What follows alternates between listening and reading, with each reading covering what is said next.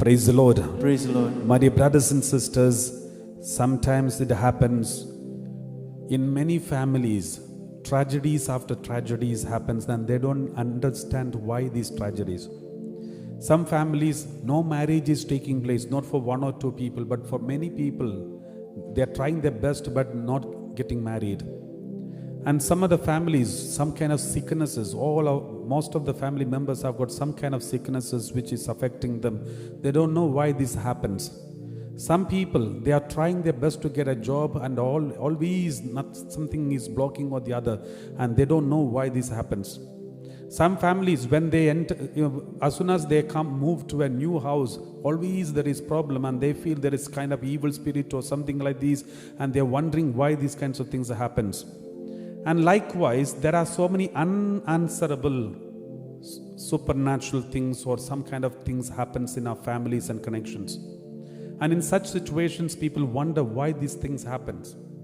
There may be many reasons why these things happens. It can be a natural reasons, maybe supernatural reason. One reason that we find from the Bible is this. 2 Samuel chapter 21, when King David took up charge, he found there is something happening and his prayers are not being heard. And then 2 Samuel chapter 21 verse 1 onwards. Chapter 21 verse 1 onwards. We read like this. Now there was a famine in the days of David for 3 years continuously. David is the chosen one of God. Though David is leading the country, still the whole country was suffering from famine, not for 1 or 2 days, but for 3 years continuously, year after year. Then David inquired of the Lord. The Lord said, there is blood guilt on Saul and on his house because he put the Gibeonites to death. There is a guilt on this community.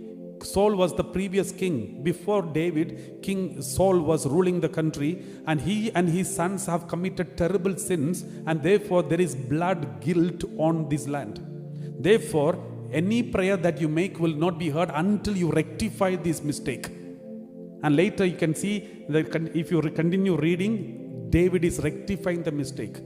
David is doing a lot of rectification. Let's read verse 14. At the end, once he completed a rectification, what happened?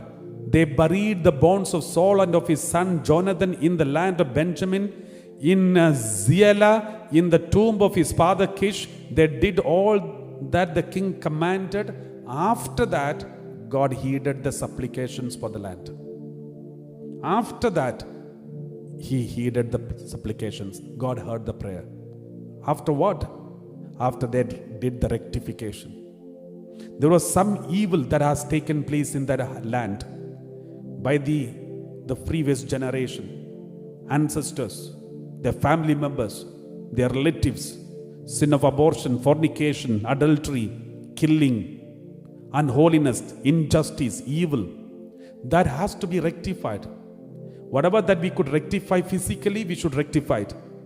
But if we cannot do it physically. For example, our ancestors did something, we don't know what they did. But we can do one thing, offer the holy masses for the sanctification for our ancestry. Offer the holy masses for the sanctification, purification, and salvation of the souls of our ancestry. And purify, for example, if you are in a new house, when you enter into house, make sure that you pray for those people who lived there before you, who may have committed terrible sins in that house. They may have done something terribly wrong and which is against the divine law. We need to purify those places by offering holy masses for the souls of those people who lived there.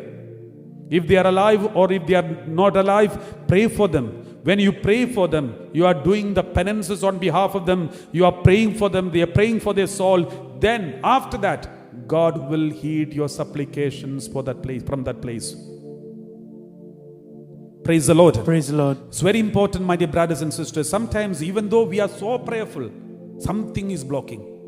Even though we go to church on many prayers, still something is blocking. That means there is something else the Lord wants us to know. Where there are certain things which we may not even know, because it's not easy for us to go to the future, past generations and find out exactly what gone wrong. But one thing we can know, there is Holy Eucharist which can go back to your past, present, future. Holy Eucharistic celebration has the capacity to go back to your past and rectify everything that happened wrong in the past. Praise the Lord. Praise the Lord.